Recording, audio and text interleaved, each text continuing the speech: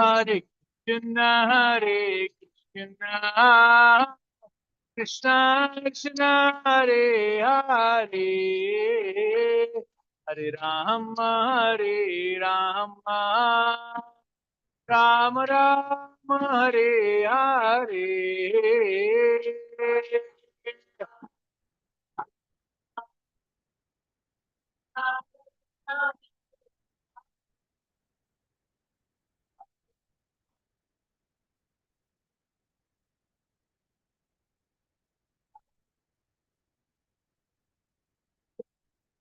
Hare Krishna, Krishna Krishna, Hare Hare Rama, Rama, Hare Hare.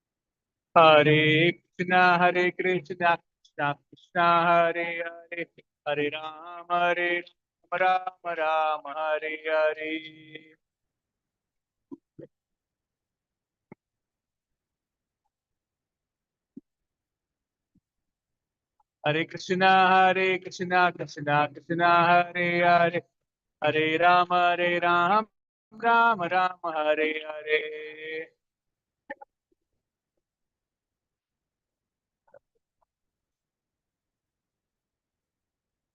Hare Krishna, Krishna Krishna, Hare Hare, Hare Rama, Hare Hare.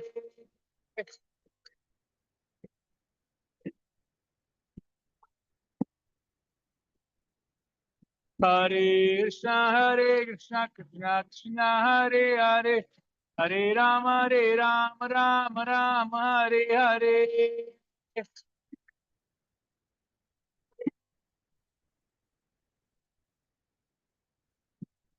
Radha Madhav, Radha Madhav, Shri Radhe.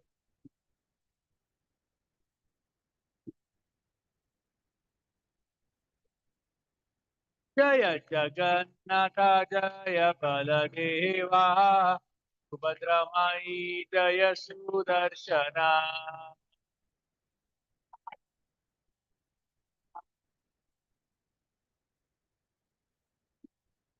Jaya Gauranitai, Jaya Gauranitai, Jaya Gauranitai.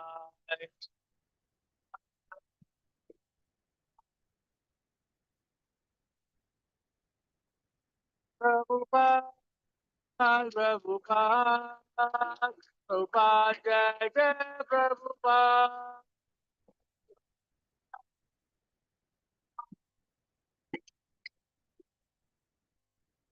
Jai Gaur Hari Bol, Hari Bol, Hari Bol, Jai Gaur Hari Bol.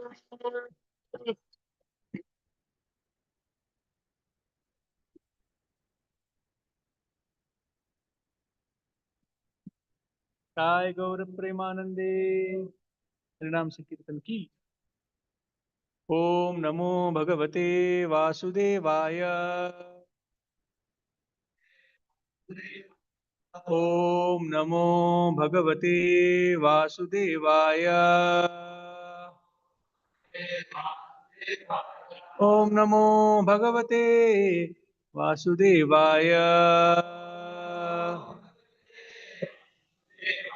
नारायणं नमस्कृत्य नरं चैव नरोत्तमं देवीं सरस्वतीं व्यासं ततो जयमुदीरयेत्। नष्टप्रायेषु अभद्रेषु नित्यं भागवत सेवया भगवतेरुत्तमश्लोके भक्तिर्भवति नैष्टिकी। कृष्णाय वासुदेवाय देवकी नन्दनाय च नन्दगोपकुमाराय गोविन्दाय नमो नमः। Reading from Srimad Bhagavatam,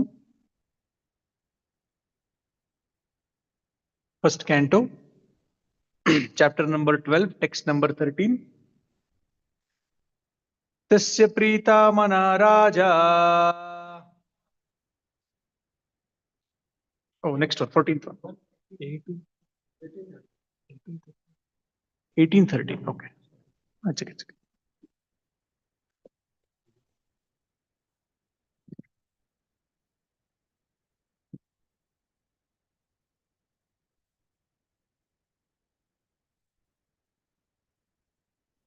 Okay, this is first canto, chapter 18, text 13, correct? तुलयामलवेनापि न स्वर्गं न पुनर्भवम् भगवत्सङ्गिसङ्गस्य मर्त्यानां किम् उताशिषः तुलयामलवेनापि न स्वर्गं न पुनर्भवम् भगवत्सङ्गिसङ्गस्य मर्त्यानां किम् उताशिषः तुलयामलवेनापि न स्वर्गं न पुनर्भवम् भगवत्सङ्गिसङ्गस्य मर्त्यानां किम् उताशिषः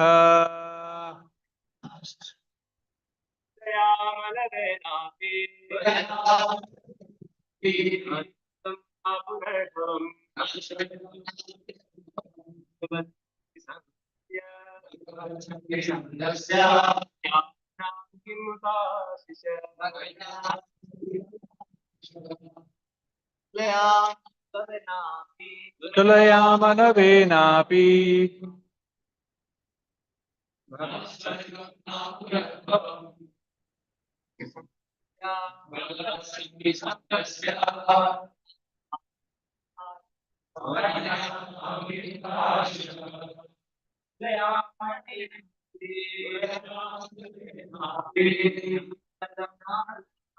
न स्वर्गं न पुनर्भवम्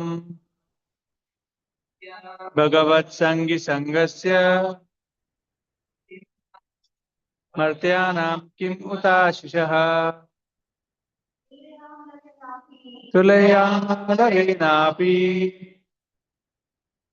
न स्वर्गं न पुनर्भवम् भगवत्सङ्गिसङ्गस्य मर्त्यानां किम् उताशिषः.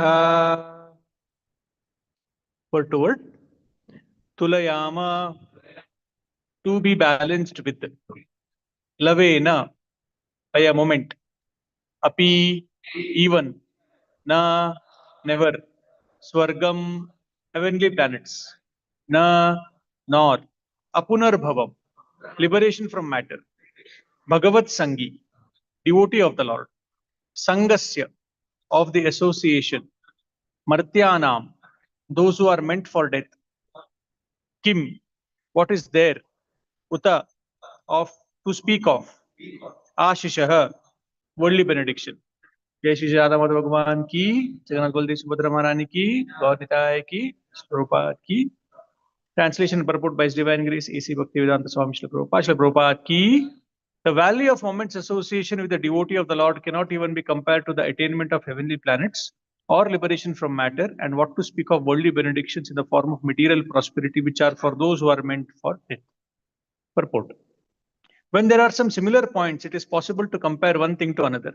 One cannot compare the association of a pure devotee to anything material. Men who are addicted to material happiness aspire to reach the heavenly planets like the moon, Venus, and Indraloka. And those who are advanced in material philosophical speculation aspire after liberation from all material bondage. When one becomes frustrated with all kinds of material advancement, one desires the opposite type of liberation, which is called apunarbhava, or no rebirth. But the pure devotees of the Lord do not aspire after the happiness obtained in the heavenly kingdom, nor do they aspire after the liberation from the material bondage. In other words, for the pure devotees of the Lord, the material pleasures obtainable in the heavenly planets are like phantasmagoria. And because they are already liberated from all material conceptions of pleasure and distress, they are factually liberated even in the material world. This means that the pure devotee of the Lord are engaged in a transcendental existence, namely in the loving service of the Lord, both in the material world and in the spiritual world. As a government servant is always the same, either in the office or at home or at any place. So a devotee has nothing to do with anything material, for he is exclusively engaged in the transcendental service of the Lord. Since he has nothing to do with anything material, what pleasure can he derive from the material benedictions like kingship or other overlordship, which are finished quickly with the end of the body? Devotional service is eternal. It has no end because it is spiritual. Therefore, since the assets of a pure devotee are completely different from material assets, there is no comparison between the two. Suta Goswami was a pure devotee of the Lord, and therefore his association with the rishis in Naimisharanya is unique. In the material world, association with the gross materialist is veritably condemned. The materialist is called Yoshit Sangi, or one who is much attached to material entanglement, women and other paraphernalia. Such attachment is conditioned because it drives away the benediction of life and prosperity. And just the opposite is Bhagavat Sangi, or one who is always in the association of the Lord's names, form, qualities, etc.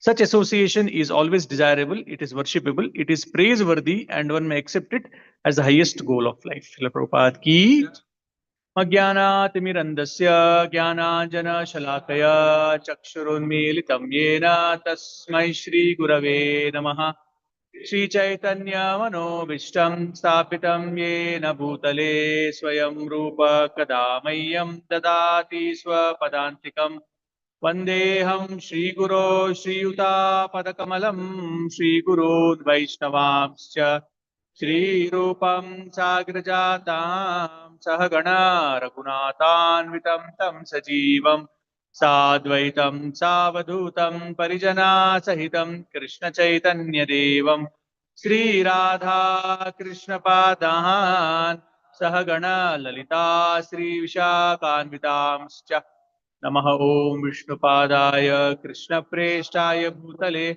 श्रीमते भक्तिवेदांत स्वामिन् इति नामिने नमस्ते सारस्वते देवे गौरवाणी प्रचारिणे निर्विशेष शून्यवादी पाश्चात्य देशतारिणे नमो महावदन्याय कृष्ण प्रेम प्रदायते कृष्णाय कृष्ण चैतन्य नाम्ने गौरत्विषे नमः हे कृष्णा करुणा सिंधो दीनबंधो जगत्पते गोपेश गोपिका कांता राधा कांता नमोस्तुते कांचन गौरांगी राधे वृंदावनेश्वरी वृषभानुसुते देवी प्रणमामि हरिप्रिये वाञ्छाकल्पतरुभ्यश्च कृपा सिन्धुभ्य एव च पतितानां पावनेभ्यो वैष्णवेभ्यो नमो नमः जय श्री कृष्ण चैतन्य प्रभु Nityanand Shri Advaita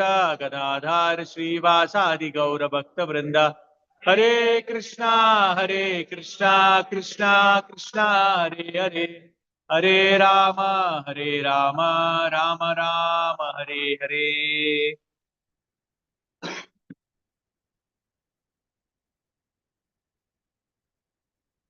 Hare Krishna. Welcome everyone to the morning Bhagavatam class. Seek all the blessings of the devotees, especially the senior devotees assembled here. To speak something for the glorification of the Lord and the purification of my own heart. And the class is supposed to be till 8:30, right? On weekdays. Okay. Only on Sundays it is till 9 o'clock. Last week I went on all the way till 9:15. So this time I'll try to restrain myself. So this purport today, basically, especially the verse, is very interesting because this verse is very similar to another verse in the Srimad Bhagavatam. Which one? Prasangam ajaram pasham atmanam kavayo viduhu sa eva sadhushu pruto moksha dvarma pavratam. So attachment is like ajar pash. Pash means rope, chain. Ajar means jara means janma mrityu jara vyadi, diseased or weak. Right. So ajar means strong, not weak. So prasangam ajaram pasham atmanam kavayo viduhu. Great souls have said that attachment is like a chain for the like extremely strong chain for the soul. But the same attachment when applied to the devotees of the Lord, then that leads to the cause of liberation for the same soul. So we have heard about this principle of how association of devotees, even lavamatra sadhu sangha sarvisiddhi hoy, even the moments association can actually provide us ultimate liberation. Today's discussion we will have on how this works. How exactly does that work? So in this there are two actually aspects. One is mystical, second is rational. Mystical aspects are those which it's like magic. Prabhupada said, right? When the reporter asked Prabhupada, how did you make this magic of making so many Western people into devotees? Because many of these Western people, they were from Catholic background, especially in America. That's the the Christianity is very strong compared to other parts of the world. So how is it that you made those people who are from Christian background make them chant Hare Krishna? So Prabhupada said, Krishna is the magician. I just presented Krishna to them and Krishna attracted their heart. That is the magic which Prabhupada had performed. So one is a mystical aspect which may not be able to explain step by step what is actually happening. And there is a rational aspect to it also. Right? So we will discuss both of it. So if you see in the purport, Prabhupada is comparing two things. One is Yoshit Sangi and Bhagavat Sangi. So one common factor for both these people is that strong attachment. Sangha means attachment. If you see mode of passion, what are the qualities of the mode of symptoms of the mode of passion? Sangha and Trishna, right? Hankering and attachment. Sangha and Trishna. Trishna means strong hankering. Sangha means association, wanting the objects of the sense objects. So here, similarly, both Bhagavat Sangi and Yoshit Sangi have one thing in common, that is Sangha. They have strong attachment. Only thing is the subject matter is different. And that is the reason, depending upon how strong a person's attachment is to certain things, we should be that much careful or wanting to associate with them. Like if we see, how many of us were there for Indradumna Maharaj's class in Sheshadripuram? See, most of us. Right? So he's been doing that kirtan, that particular tune and that particular enthusiasm. He's 76 years old. Right? Mostly our grandfather's age. Right? We are 25, 26, 27, 30 years old. Maharaj is so elderly, and actually it may not be even proper to associate Maharaj with his age also, because he's beyond his body. And some of the pastimes, how many of you have read Diary of a Traveling Monk? Only one devotee. You should read that. If you go to website, Google Chrome or whichever browser, travelingmonk.com. There are 15. The last time I knew, there are 15 volumes, and they are so thrilling. The kind of preaching Maharaj would do. And I actually had gone to my home when I was in ashram for 2 weeks for some work. So there, one devotee gave me these 15 books in Kindle, and in 2 weeks I could complete 15 books. Not because I am such an amazing reader, because the pastime is like that. And Maharaj mentioned it. If you have heard, Maharaj is telling this book. So selected pastimes from those 15 books is what he has made into one book. And he said, you will finish it in one night. And it's actually a fact. And I don't think it has. So Maharaj has another book, not a book, actually, it's like an article called Drums Along the Amazon, where Maharaj went to Amazon forest, not the Amazon company, Amazon forest, jungle. And there, many of the people had not even seen civilization the way it is now. People are still stuck 200, 300 years back. There are no good technology and everything. So to such people, Maharaj went and gave prasad, harinam and everything. I don't know after that if anyone has done that kind of preaching in the Amazon forest. So here we have example of someone who's so strongly attached to Prabhupada, to his spiritual master, that whomever he comes in touch with, that person becomes devotee. Like the same Indradumna Maharaj, when he was traveling to one interfaith conference. So there he came from that place. So he was in flight, and literally everyone in the flight is belonging to some religion or the other. Most people were from that conference itself. But the person who sat beside Maharaj, he was an atheist. He had come for some business trip or pleasure trip or whatever. And Maharaj was naturally in Dhuti Kurta, saffron, he was chanting Hare Krishna. And then he asks Maharaj, what is it that you are chanting? Does God even exist? And Maharaj tried to explain. Like Maharaj explained there also in the class 2 days back how that person gave him a pen. So Maharaj explained to him. He said, no thanks, I'm not interested. So then the plane took off. The plane was landing. It so happened that once the plane tried to land, but the landing didn't land properly. The whole plane shook. And then the pilot had to take off the flight again and try to land again. So first time it happened, right, the whole plane shook. So everyone got concerned and scared. Second time also the plane could not be landed. The whole plane was shaking. And now by the time second time it happened, everyone, all the people sitting in the plane, they took their respective beats. Someone was Christian, someone was Buddhist, someone was Jain. Maharaj, our Hare Krishna is anyway 24/7 going on. So the third time it happened, the jerk was so much that luggage started falling from the top. And this atheist friend of ours, he started getting scared. He thought, okay, we are going to die now. Right? And then he immediately turns to Maharaj and says, okay, who is God? Tell me which mantra I should chant, what I should be doing. So then Maharaj says, okay, this is the prayer. Hare Krishna, Hare Krishna. No, I don't have time for such a long prayer. Okay, then just chant Hare Krishna constantly.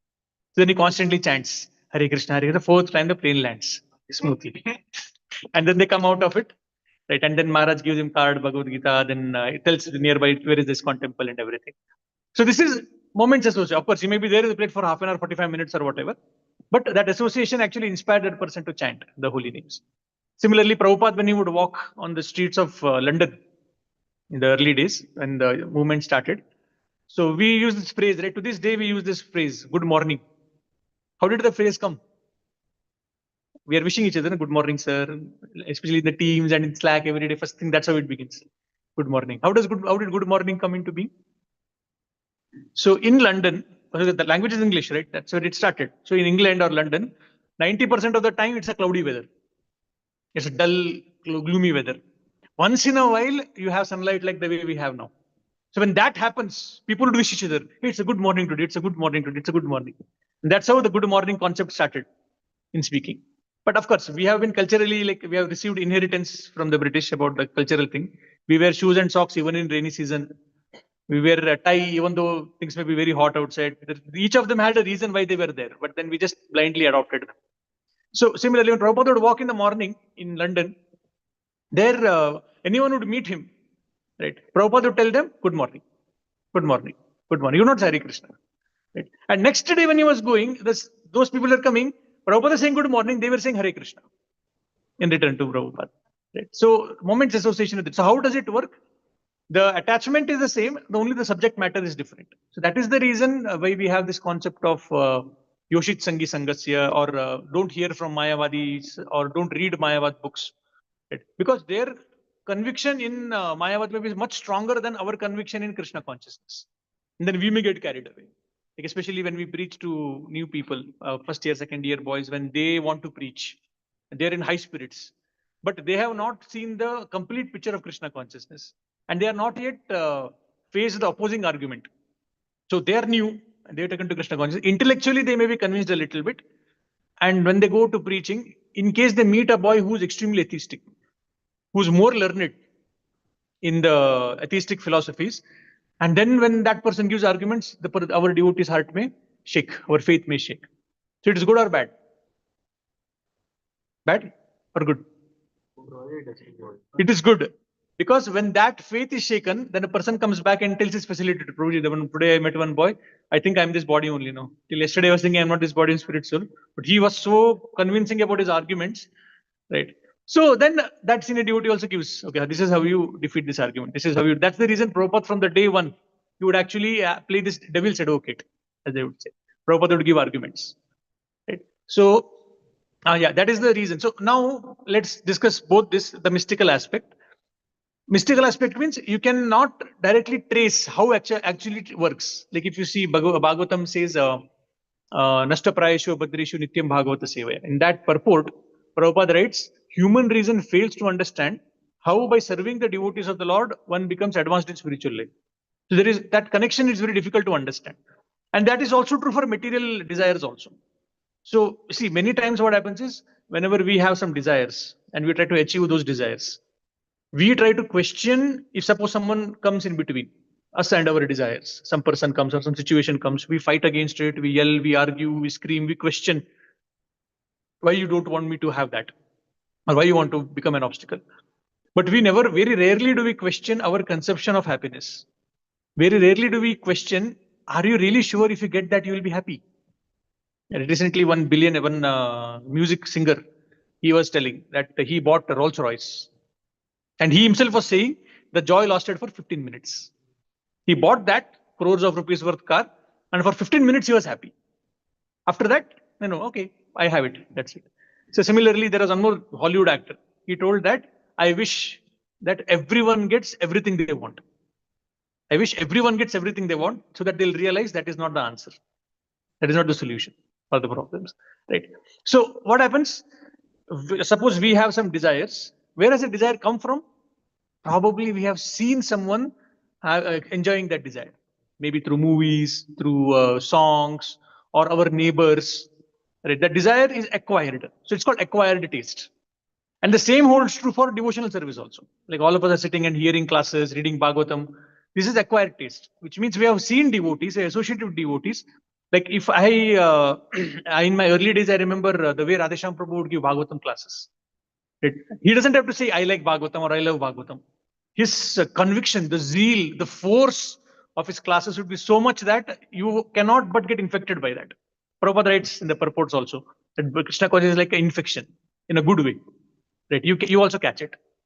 Right? So because we associate with someone who is extremely convinced about material desires, we also acquire those desires. Right? And very rarely do we question, where did I get this desire from? why did I actually think that this will make me happy? Right. So that is the reason, like many times what happens when we watch a movie or when we watch, when we hear some, like someone using, say, for example, if someone is glorifying some smartphone, like now, iPhone what, 20? 17. Okay. iPhone 17. What's the difference by the way? 16, 15, everything is same only. Yeah, I am not saying this. Even the materialists are saying it. There is no change. Just you place one camera here, there, and the new phone you're bringing. So when those glories are done, like a shot an iPhone, isn't it? Like many of the billboards I used to see in like in Bangalore itself. Some photo is there, some random, some scenic photo below it is written, shot in iPhone. Right. So when naturally these kind of impressions go in the mind, slowly, steadily, we also start feeling that we need to, also acquire it.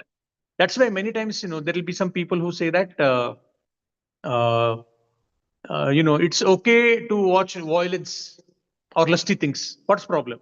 We are not telling you to do it. Something is happening on the screen. You are watching it. So if seeing is not going to create desire, then why would companies spend billions of crores of rupees for a couple of minutes of ads? Because they know this advertisement is eventually going to lead to call for action. Imagine if 2-3 minutes of ad is going to create such an impression, 3 hours of constant killing, murder, all those things. Why will that not create impression in our mind, in our heart? So that is why association with this Yoshit Sangi is that much more dangerous. Like we have, and that's also true for Mayavad also. Like I think I mentioned this before. Jiva Goswami had a friend, schoolmate, classmate, who actually was devotee of Chaitanya Mahaprabhu. And he thought that let me, because that time the biggest threat for Gaudiya Vaishnavism was Mayavad. And Varanasi was, as Prabhupada says, Vrindavan for Mayavadis, headquarters for Mayavad. So he thought, let me go to Mayavadis, let me go to Varanasi, study under Mayavadis, and I will defeat Mayavad. Because I know each and every argument which they have. So he goes there, he studies Mayavad, and he becomes a Mayavadi. Right? And he becomes such a strong Mayavadi. See, generally, the way we fight with people also shows which mode of material nature we are in. Right? If two people are fighting and using slang language, beating each other and everything, that is mode of ignorance. Right? Then the mode of passion, people use politics. There may be aggression, but they use politics to defeat each other. The mode of goodness, how people fight? By defeating each other's arguments. They will not use bad words, they'll not use slang language, but they'll try to debate and defeat the other person. And that's what happened during Mahaprabhu's time. Mahaprabhu defeated Keshav Kashmiri, and then we have so many pastimes in, one more was there, with Rupa Goswami, someone had come to fight. What is his name? Digvijay Pandit, one more Digvijay Pandit was there. Similarly, Ramanujacharya also had, Madhvacharya also recently we heard pastime in Udupi, how he used to defeat people. So that is the fight in the mode of goodness. Right, where you give argument and that person gives you counter argument and that goes on. So how do sampradayas fight? Like how kingdoms fight with army and everything. So how do sampradayas fight? Like Vaishnava Sampradaya and Mayavad Sampradaya by writing books. Right. So Vaishnava Sampradaya will write one book, one Acharya will be there, he'll write one book, defeating the arguments of Mayavad, the previous, whatever is the latest argument. Then the Mayavad Sampradaya leader will write one book, defeating the argument, whatever Vaishnava Acharya has written. Then it goes on back and forth. So there was one such book written in by the Mayavadi, by Vaishnava Sampradaya, which was undisputed for 150 years. There was no answer for that from Mayavadi side. This Prabhu, he wrote a book defeating that Vaishnava Sampradaya book. And then Jiva Goswami also became very offended. He wrote a book defeating that person's argument. So this is a transcendental fight where people based on the scriptural point of view argue and defeat each other. So this is what happens when it comes to association with the Mayavadis or materialists for that matter. And why Mayavadis are even more dangerous than materialists, as we say it, Mayavada Bhajasurile Hoy Sarvanash. Why is that so much dangerous? Because at least materialists want to enjoy.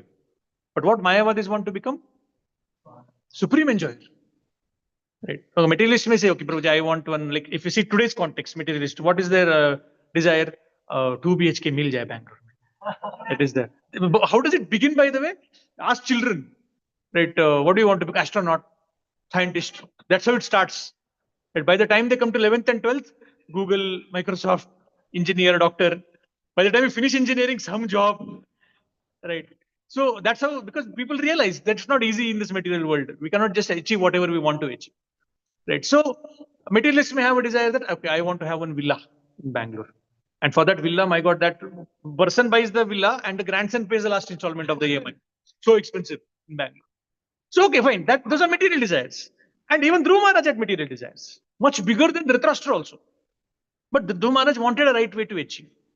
But what is the problem with Mayavadis? I want to become the greatest enjoyer. I want to be the supreme lord himself. Right? And what is even more painful is they act as devotees. They say, okay, bhakti is like a process to become God himself. So then the moment you reach that God stage, then there is no more bhakti. And that is the reason why Prabhupada was so strong against Mayavadis. And Prabhupada was so strong when he would speak against Mayavadis in US in the early days. These early disciples, they actually thought Mayavadi is a person who was against Prabhupada. And they thought that when we'll go to India with Prabhupada, we'll beat him up. And when they came to India, then they saw, okay, Mayavadi is a theory. It's like a ideology. It is not a person as such. Like when Prabhupada was in Varanasi, the Vrindavan for Mayavadis, they arranged a program for all the sadhus to come and speak. So Prabhupada also was invited, and with Prabhupada, Gurudas Prabhu also was there. And Prabhupada was sitting on the stage, and one by one Mayavadi sannyasis would come, and they would say, I'm God, you are God, we are all God. Like our Ankit Prabhu that day, if you remember in Udupi Yatra, those who came, Advaitacharya, he played the role. Right? Aham Brahmasmi. Right. So similarly, they were all going into tirades of how I'm God, you are God, we are all God, and everything. After two speakers, the third speaker was supposed to be Prabhupada. Then second speaker was speaking, Prabhupada got up from the stage and walked off. Gurudas Prabhu ran behind him. Prabhupada, where are you going? Next is our turn. Prabhupada said, they are speaking so much Mayavadi nonsense, I don't want to hear it. Prabhupada started walking. He said, Prabhupada, what will we do? Ours is next turn. Organizer is asking. He said, you give the class. You speak. He said, Prabhupada, I just know basic philosophy from last 2 years only I've been hearing from you. I don't know, not read any scriptures and everything. Prabhupada said, the level at which these people are speaking, you know more than enough. So continue, go ahead. So Prabhupada walked away. And Gurudas Prabhu came on stage. So this is the beauty of the Prabhupada disciples.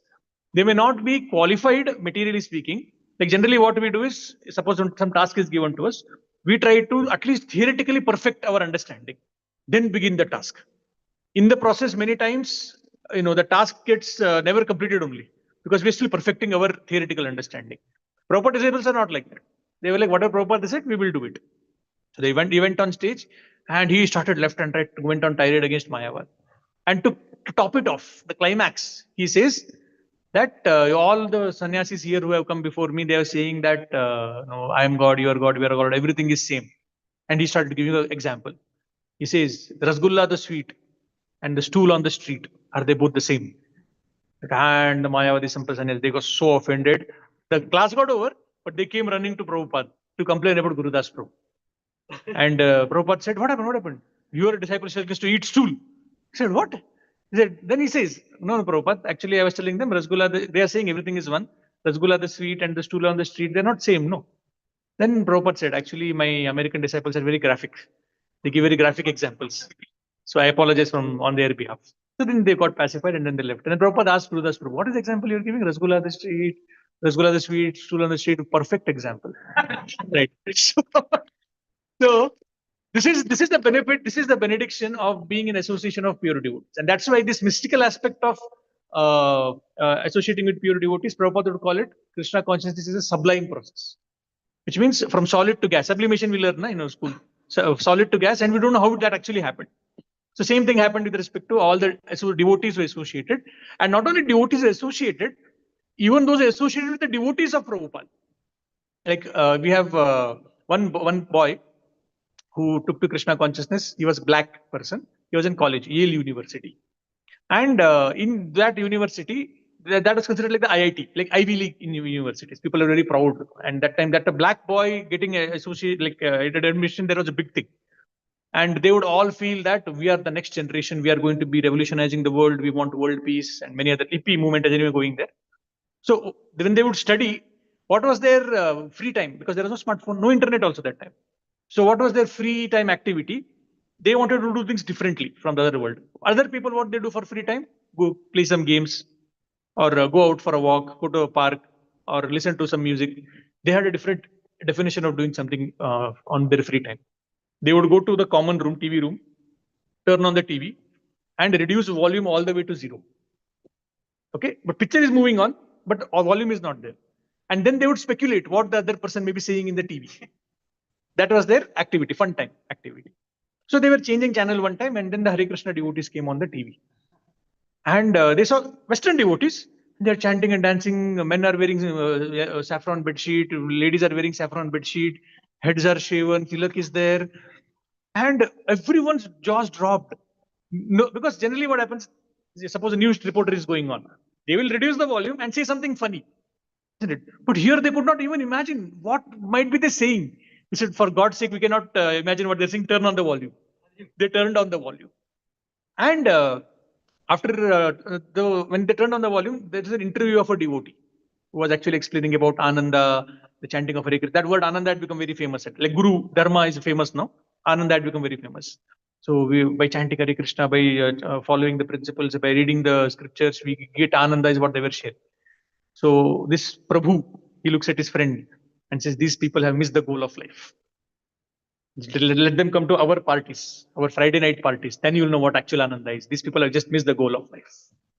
6 months later, that devotee is in Brahmacharya ashram. So how did that happen?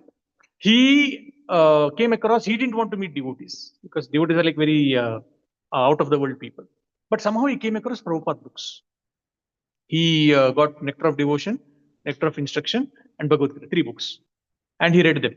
And he liked it so much, he wanted more books. So that time there was mail order, where you go write a letter to BBT and send Lakshmi to them. They'll send you books directly to your home. No need to interact with any devotee. So you should do that. So he read, and for 6 months, every day he read for 6 hours. Prabhupada books. Not a single devotee he met, no chanting of Hare Krishna also. Just reading Prabhupada books. That's it. Because he was intellectual. So after 6 months was over, then finally one day he got a letter from BBT saying that, invitation kind of a thing, like a pamphlet, saying that announcement that the first volume, the first time, the Prabhupada's first canto Srimad Bhagavatam, published for the first time in US, is now being available. Till then, we have the 300 books which Prabhupada had printed in India, the first canto, which was being used. All that got over. Now BBT was printing. This is 1968, 60, 69, 70. So coming soon, like a trailer, he had sent a poster. He thought, I can't wait for 6 months for this book to come. I have to take a risk. I have to meet devotees. And then he goes to the local New York bus stand. Fight like our Majestic, it's like that. 5,000 people anytime, any point in time. And he had seen some devotees distributing books. And our even Matajis will be wearing sari and tilak and everything. And that time it was very rare for common people to wear. So he goes to the railway station, bus stop, and there he sees one Mataji is distributing books and trying to talk to people, and no one is listening to her. People are passing by. He was shy to go and ask directly. So he thought, let me pass by through her. Then she will stop me and then I can start the conversation. So once he went, she didn't pay attention. Second time he went, she didn't pay attention. He thought, okay, I can't waste my time. He went straight to her and asked, do you have Bhagavatam? And she was shocked. Because some random Western person wearing Western clothes is coming and asking Bhagavatam, not even Bhagavad Gita or spirituality or chanting Hare Krishna. Then she is a top book distributor. And he says, this whoever is this devotee, I don't know, did any of you get who I'm talking about? Oh, not yet. That's great. So he asks. Then she says, you should be knowing something. You are telling Bhagavatam. That means you've been in touch with some Prabhupada books. He said, yes, I've been reading Prabhupada books. Do you have Bhagavatam or not? I'm not here for casual discussion. Because he was feeling conscious. If some of my friends see me talking to this strange looking alien lady, then they'll judge me. Jagannath Subhadra Maharani ki, Radha Madhav Bhagavan ki, Gaur Nitai ki, Prabhupada ki. So this devotee, he says that unfortunately or fortunately, that person is a book distributor. And book distributor never gives straight answers. So he asks, do you have Bhagavatam? Do you have Bhagavatam? She never gives answer. Then finally she says, actually, I don't have Bhagavatam right now with me, but I want you to give some charity. And that person says, never in my life have I given charity and I have no plans to do so. But that person goes on and on. You know what Prabhupada books are. You know what we are trying to do. We should give something we're trying to open a new temple nearby. And then finally he says, okay, I'll leave some money to you in my will when I die. He says, you're 25-year-old. I can't wait for next 80 years for you to live and die. Then he says, okay, all my money is in my father's place. Then she said, let's go. So she takes her in the metro, whatever subway we call, takes him to his home. He says, okay, you wait here. I'll go to my room and come. Right? So he goes to his room, comes down, and then he tells today's currency, he gave something around $10,000 as a charity to her. Right. And then he writes also in that checkbook, this much donation has been done. She takes the book, but then he didn't get any Bhagavatam only. The purpose for the whole visit was Bhagavatam. He didn't get Bhagavatam. He says, whenever Bhagavatam comes, I'll inform you. He says, okay. 2 weeks later, again he's going through the same the bus stop. And suddenly, devotees scream, there he is, he's the one. And then devotees again catch him that Mataji is there. Again, they take him to his home in railway station. Again, he comes on his checkbook. Again, he gives $10,000. And then now his bank account is almost empty. Right? And he writes, this Prabhuji, Maharaj actually. I don't want to spoil that. But anyway, till now you not got it, it's good. So this actually he says that somehow when he was trying to give that Lakshmi, he wanted to give some $100. But she was asking for 10,000 straight. Right? And then somehow in his heart, Paramatma was telling him, the whole, all neighbors are watching. Just get rid of her fast. Whatever she's asking, give her fast. And he says, I don't know a single person in my neighborhood. No, who's watching? Who cares if they watch? But somehow Paramatma tricked me. He says. So then again, so $20,000 gone. And then finally she says that congratulations. Now you're a life member. Which means you can go to any part of the world, any ISKCON. There are 3 ISKCON centers, by the way, at that time. You can go to any ISKCON center all over the world. And there you can stay for as many days as you want. You get free prasad. And we are actually planning to build a temple here with this Lakshmi. And we are going to have a cafe and we'll have one restaurant. And we have 26nd Avenue. Matchless gift. Right. So said, then she told that I think you should come to our center and see where your money has gone. He says, that's the first practical thing you ever said. Yes, I'm coming. So then he goes to that center and there he buys the beads for the first time. One bead he buys and one couple of books he buys. Bhagavatam still didn't get, it didn't come there. And that was it. And then he was told that every morning, Saturday morning, 10 o'clock, there will be Prabhupada radio show. A Prabhupada lecture will be played for half an hour in that particular radio station. So after Friday evenings, night club and party and everything, when Saturday early morning, Maharaj would get up at 10 o'clock. So he would play that. He's in bed only. He would turn on the radio and for 40 minutes he would hear Prabhupada lecture. That's it. You would not even understand what his Prabhupada is saying because the accent was so thick. And on radio also, it's not very clear. You would hear the whole thing and then he would take the beads and chant one mantra and then go to sleep. So that's how we started. One mantra a day, not one round, one mantra a day. And then you would say that after chanting that one mantra, I would sleep for half an hour. I would need to recover from that exhaustion of chanting one round. Then eventually, I'll not go into that. It's a long story. And there was one my turning point in life, some seminar in GEV. So all sannyasis would come and share their how I came to Krishna consciousness. So this was his story. This devotee who eventually became His Holiness Devamrit Swami Maharaj. So this is an example of someone who came in touch with devotees. And again, he never wanted to. He was consciously trying to avoid being with devotees. Like his case, Radha Gopinath Prabhu, when he was in Russia, he was preaching somewhere. Like recently, in the sense, after the whole Soviet Union collapsed. So they were doing kirtan on the streets. So he saw one person plugging his fingers in his ear and running away from devotees. And Radha Gopinath, what was the essence which he took from it? He said, I wish I had that much faith in the holy name. He's convinced if I hear the holy name, I will become transformed. So he's running away from association. I wish I had so much faith in the holy name. I'm chanting every day. My mala is getting polished, but my heart is still dirty. That is a famous phrase. So these are examples of how things work. We don't know. There is another example of Prabhupada traveling in the flight. And naturally, we don't eat, like devotees never eat anything, veg or non-veg, whatever it is. So the Prabhupada servant had brought some popcorn in one small bag. So Prabhupada was eating that. So there was an air hostess. She was passing by the aisle. She asked Prabhupada, Swamiji, you want any snacks, juice? Prabhupada said, nothing.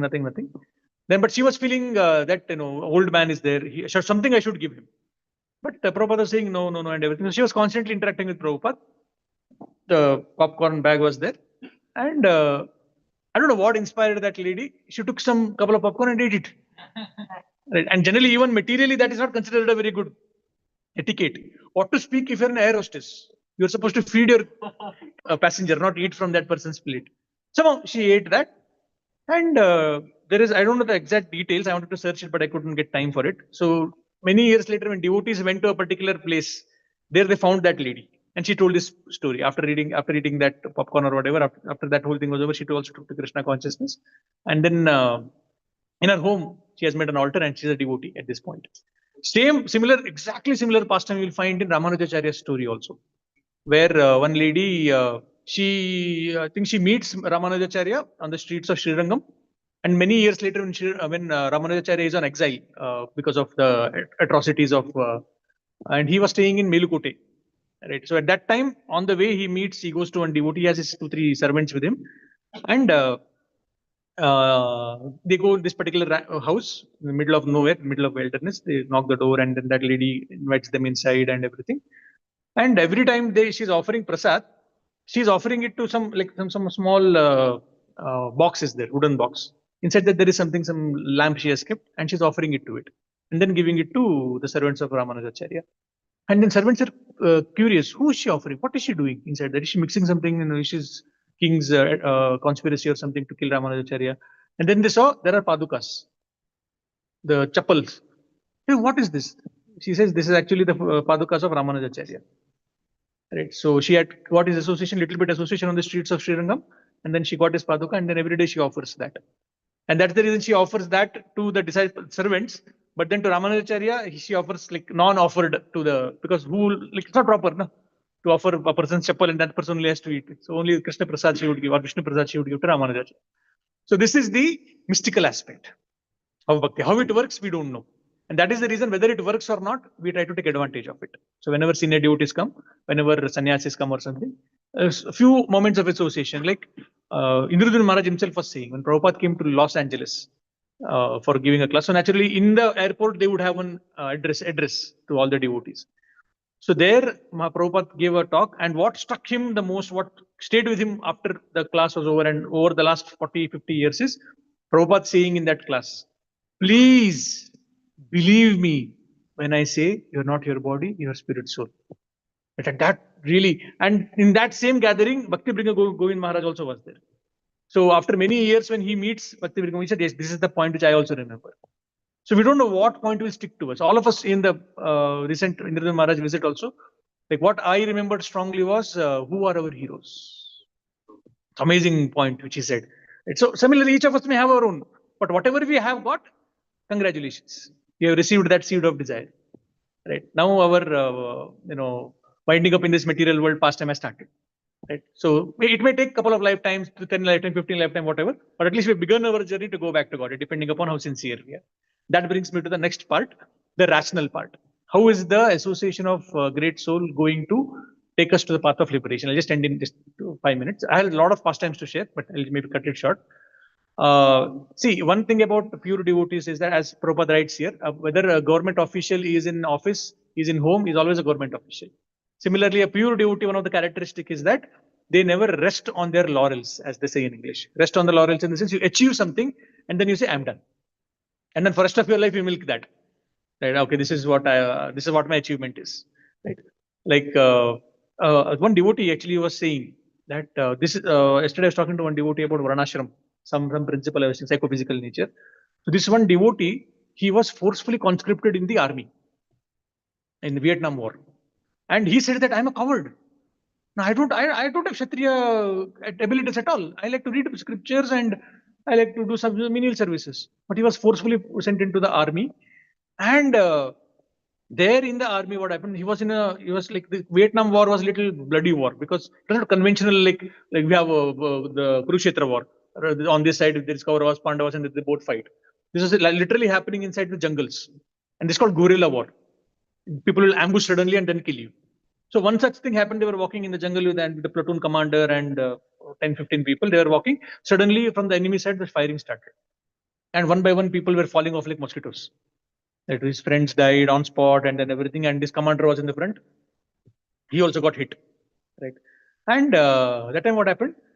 Prabhu, our devotee, he was actually hiding behind one tree. And a lot of firing was happening. And besides him, his commander was lying down. So our Prabhu thought, commander is dead. So he thought, okay, let me use his body as a shield and escape and save my life. So he caught his body as a shield and somehow he escaped. He got 2, 3 more bullets, that dead body. After reaching the other side, he realized he's still alive. And he saved his commander only. Right? He got a medal for that. They thought he was saved in commander's life. Right? But actually, he wanted to save his own life. Right? So why I'm saying, like an army guy, wherever he is, he will be, an army person by his, behavior, by his nature. So similarly, Prabhupada writes, wherever a devotee be, he'll always remain a devotee. So they'll never rest on their laurels. When Prabhupada started 22nd Avenue, devotees said, okay, chalo, international society ban gaya. Or who is international? Prabhupada is Indian. We are American international. In international society, we have one center, and then people are coming now. And Prabhupada didn't have a place to stay also. Swamiji didn't have a place to stay. Now we have at least one small center. Behind that center, there is one apartment for Prabhupada. I think we are done. But little did they know what Prabhupada had in mind. The first time when Prabhupada was leaving to San Francisco, second center of ISKCON, their devotees got to know that, we'll have to face a lot of separation from Srila Prabhupada. Same is true with any spiritual master, if you see, because most of the sannyasis, they are penniless. They don't have any Lakshmi. But each of them have created a revolution in respective part of the world. Like if you see Salem, if you go, we have a huge community of Bhakti Vikas Maharaj. Nandagaon, where I was there for 1 year in Vadodara, they have one farm community there. Similarly, Delhi, though people have stopped keeping count how many temples are there now at this point. The last I knew it was 18 temples, not centers, proper temples.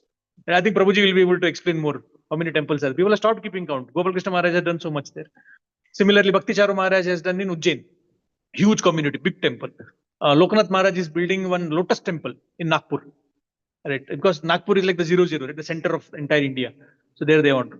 And similarly in Chowpatty we have, and then we have Juhu, and then we have GV and everything. So how these devotees do it? How is it that the sannyasis are able to inspire devotees? First is they are able to reach that stage of purity, that kind of madness for Krishna. And then whenever they come in touch with any souls, they inspire them to serve Krishna. Because as Bhagavad Gita, Krishna clearly says that not everyone can do sadhana. Atachittam samadhatum na shaknosi mahi stiram. Krishna says, best is your mind and intelligence fixed on me. You can't do that, then mamichaptum dhananjaya. You do abhyas, which we all are trying to do, sadhana. Oh, that also you can't do. Then mat karma. Do services offered to me. That also you can't do. Okay, whatever Lakshmi you have, wealth you have, do some good activity so that you get pious credits and hopefully eventually you'll come to him. So the devotees of the Lord, they try to engage people as and when possible. Like if you see GV, for example, Govardhan Eco Village, now which has become like such a coveted place. Now you have to stand in queue. You are in waiting.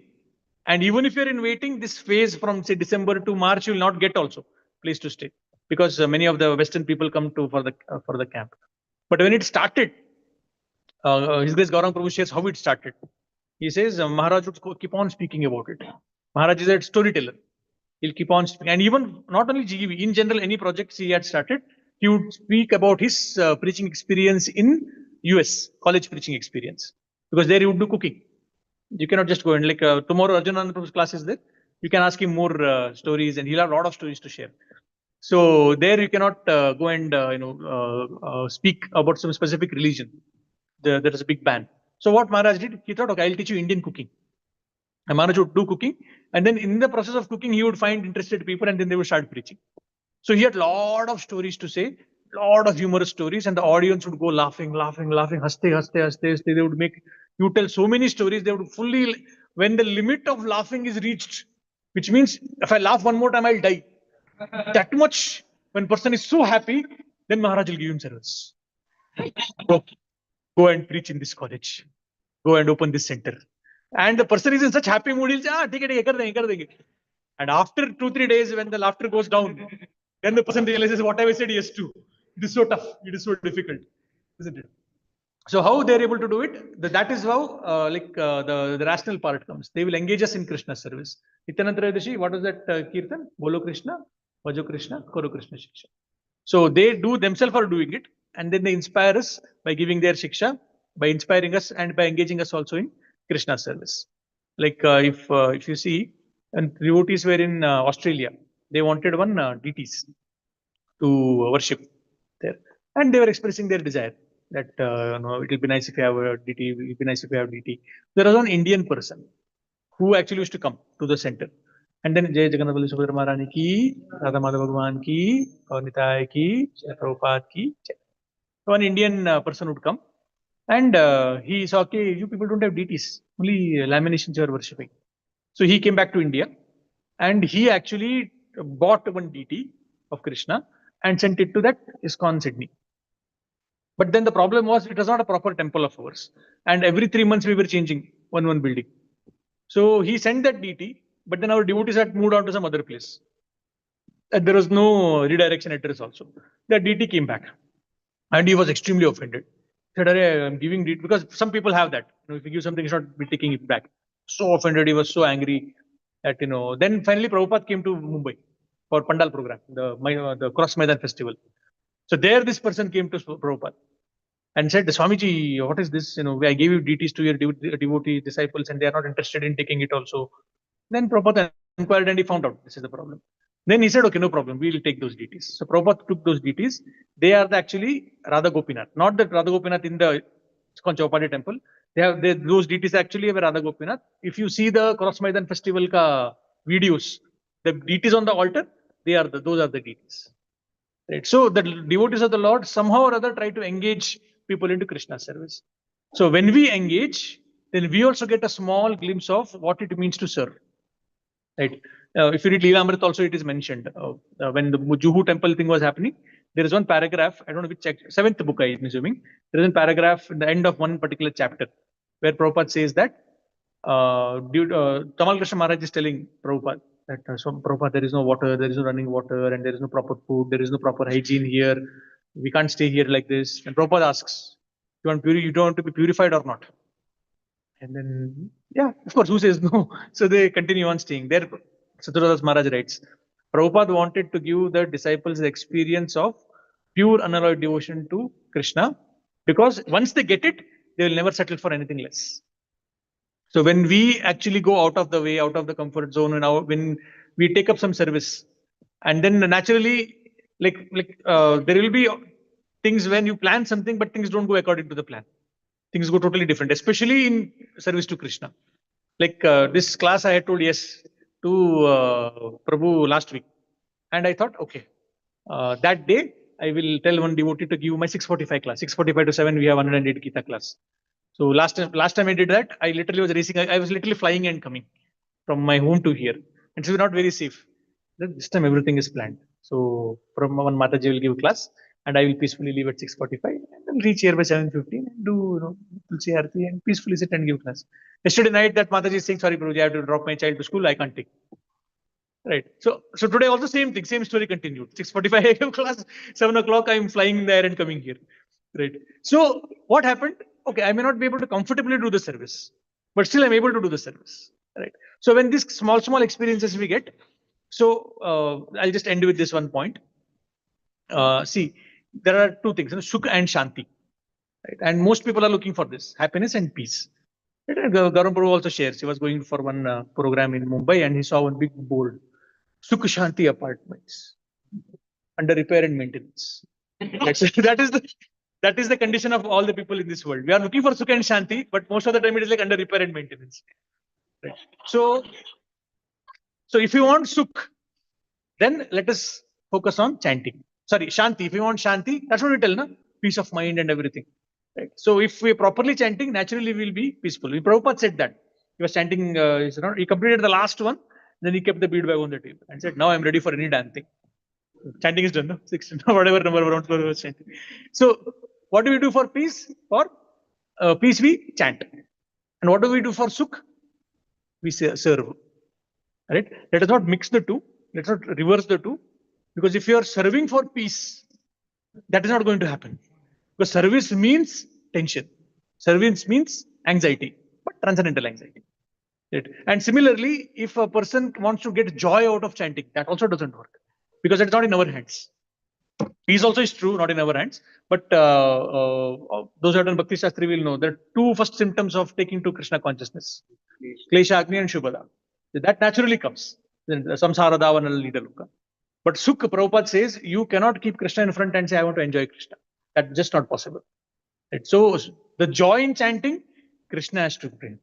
Similarly, the peace in service, also Krishna has to bless. Only if all your stars are aligned and if Krishna is blessed, then whatever you planned, the seva will go in that way only. Otherwise, there will be a lot of anxieties. But the best part is, in service, there will be a lot of anxieties, there will be a lot of pain and challenge.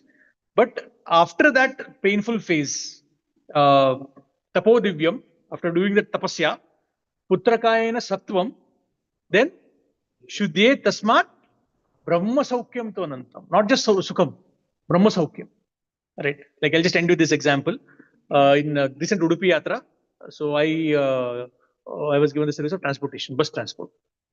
Right. And the last day, of course, a lot of ups and downs happened on those 3 days. The bus is coming, driver is there, bus is not there. Bus is there, driver is not there. Sometimes both bus and driver are not there. Right. So all those things are happening.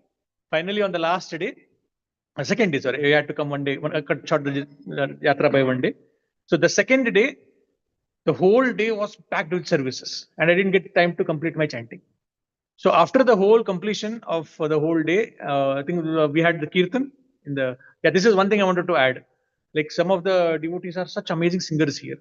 Like last time, even last time when I came and I read the sloka, and in one go I was able to read the sloka without mistake, and I was feeling happy. Chalo, I'm able to do it. Then one devotee repeated the sloka, second devotee repeated. When Kripakar repeated, I wanted to hide my face. Such a tune, and even when he does probably every kirtan he sings like that. Similarly, Ave Prabhu, when he was singing in that Udupi, I was running because I had to catch a bus and everything, but Prabhu's kirtan was so amazing. So that got completed. Then in chaos, we caught the bus. Finally, we reached. I'm seeing the time 8:50, and I took my bead back. 12 rounds remaining. I was like, Govinda, yo, Krishna, you only have to save this remaining 12 rounds. I'll not be able to handle. Right. So when I was in voice, generally in youth preaching, we are very particular to devotees. Chanting should be done when? Morning. Right. And sadhana code is there. No? Before 8 o'clock, if you do, full marks. After that, every 15 minutes, marks going down. Right. So because we've been doing so strongly, once in a while, the chanting would remain in the evening. Right. So one evening I was chanting, and chanting was so amazing. And it was going against everything I heard from the classes. Evening chanting is not good, and this and that. So then that evening, that weekend, my mentor came, Anantala Prabhu came. I told him this, Prabhuji, you generally we say that chanting in the evening is not good, but this chanting was really amazing and everything. So then he said, scriptures are saying Brahma Muhurta chanting or Satvaguna chanting is better. You are saying chanting in the evening is better. You tell me, which one should we believe? Right. So that was more like a logical argument. I said, okay, Braj, what can we say? Right. Shabda Praman is better than Pratyaksha Praman. But although we say that, but for us, experience is the number one. Right. So 2 weeks passed, and he came back for another class. And I forgot the question. And while taking prasadam, he called me. He said, you asked me this question, right, 2 weeks back. Evening chanting was going good and everything. So today, I also experienced it yesterday. Chanting was really amazing in the evening. So what is the conclusion, Prabhuji? Tell me, should I chant in the evening or 16 rounds? He said, no. If this is his, he said, this is his realization. If in the morning you're not able to chant because of some service, because of unavoidable circumstance, then Krishna naturally reciprocates by, evening you are chanting and are supposed to be bad. Like say you go to some country, some other country for business work, business related work. All your expenses are borne by company itself. So because in the morning, Krishna took that time from you to do some service, and that's what we are doing in chanting also. Na? Hey, Krishna, please engage me in service. Radharani, please engage me in our service. We say that, but then when service comes, oh, hey, Krishna, please engage me in your service. Please engage her in your service. So because of service, we have missed our 4 rounds or whatever in the morning. So Krishna reciprocates the same in the evening. So this 12 rounds when I started, and I'm sitting on a sleeper. On a bed I'm sitting and I'm chanting. Whole body is exhausted, mind is exhausted, and I'm supposed to chant 12 rounds. AC also is there. It's a perfect surrounding to go to Samadhi. So, but the chanting was amazing. Why? Krishna reciprocated, not my power. My power I know. Today morning I have been through my today's so-called power of chanting. So, we cannot extract joy out of chanting. At the same time, please don't expect peace in service. But the opposites are true. Kleshagni Shubhada happens when we chant Hare Krishna, and when we do joy, when we do service. If we go through that difficult phase, if we are soldiering through the difficult phase, then what is waiting for us on the other side? Brahma Saukyam, Tvanantam. Right? One last thing. This I have to share. And then we are closing. No question answer probably after this. So, those who have done PDC, anyone has done personality development course in PDC training in Pune? Okay, planning to do? Sorry, I think I should not have asked that. Okay, there are some devotees are planning. So PDC is brahmachari training basically. So there is 18 days ka one activity called Dindi. Dindi Yatra, where we walk for 18 days. And especially those, imagine people sitting in the Bangalore AC rooms, work from home, right? And everything is for such a person to walk 8 hours a day for 18 days and do nothing. Like the route is so primitive. Your phone has a charge is a big thing for you. Forget about laptop and smartphone and everything. And anyway, PDC brahmacharis don't have smartphone also. Even otherwise, many devotees don't have. So, and what happened? We are not supposed to wear a brand new chappal because brand new chappal actually hurts, na? Katta hai, they say. So I had my chappal and then I brought another spare chappal with me in case anything happens. Right? And naturally, the chappal which you've been wearing for some time, footwear, it's comfortable for you. It doesn't hurt. So we started our Dindi Yatra. First day, afternoon, chappal broke. And then in the middle of nowhere, I didn't want to cause inconvenience to anyone. I wore that new chappal. And that naturally, both, because that was a brand new chappal, I put oil and everything, but it didn't work. So within 2 days, my both toes had pus. So now that was every day's thing. Every day we walk for 4 hours, reach destination, and talk to the brahmachari devotee who's in charge of first aid kit. So I take a pin, burst the pus, all pus comes out, then put Dettol, and then put band-aid to my legs. Right. And that was every day ka ritual. Every day ka after 4 days, so I became desensitized to it. Achalo, now let's burst open the pus and everything. So we reached one particular place. It's literally a wilderness. Wilderness in the sense it's a forest. We're staying in a forest, and that too there are a lot of hard rock. It's a very hot place also. And our duty had made tent for us to stay. So we reached in the evening. Again, as usual, I went to our duty, burst open my thing, and I put my plaster. And because in Dindi, because a congregation is also there, and they want to do drama for congregation. And congregation is Marathi. So drama also will be in Marathi. I don't know Marathi. But I have to engage somehow. So they told Prabhu, your music in charge. Background music you provide. So every evening, we used to reach at 7 o'clock or so. You can imagine 8 hours walking. We reached the location, and I would have difficult time going for clearing in the morning. So I would go in the evening. So the moment we reach at 6:30, 7 o'clock, I have to first find where I can go for clearing. And the challenge is, after second or third day, it's forest only. So whole open space, whole forest is your bathroom. Go wherever you want. And I'm extremely uncomfortable with that. So first I have to find that. That anxiety is there. Where will I get to empty my stomach? And then once I come back, devotee is ready with the list. Probably these are the scenes. This is the drama today. Krishna Rukmini pastime. These are the scenes. Music. So one devotee had brought a laptop which had some fixed amount of no internet. What internet are you talking about? So then you have to stand near the pole where the main rath is there, connect the laptop, and then find songs. So that was my everyday seva. Right. Sometimes it worked, sometimes it backfired, many things happened. But this one day, when I reached that place, so we reached early, 4 o'clock. Now, if you want to go for clearing, that is like 1 kilometer. And come back. If you want to have bath after clearing, that is another 500 meters, another direction. Come back, you washed your clothes. Drying it is another 500 meters from another place. And after all of this, you come back to your tent, which is another 500 meters. So by the time I finished all of that, it was about 6:30 or so. And I was like, I'm done.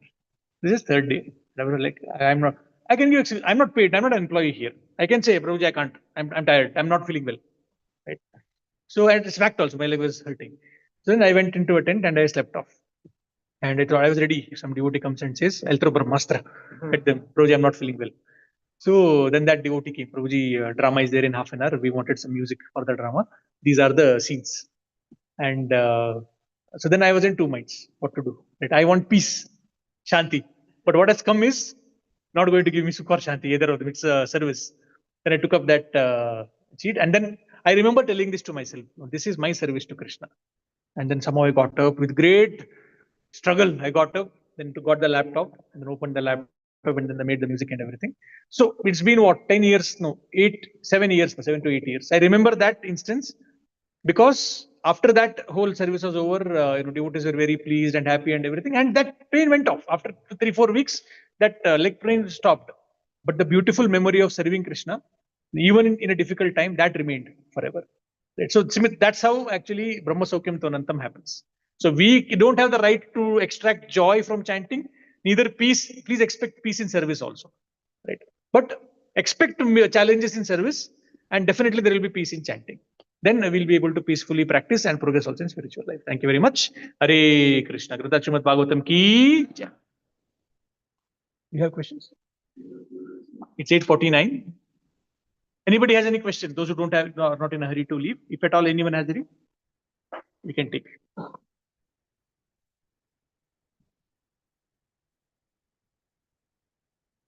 Okay, no questions. Thank you very much. Hare Krishna.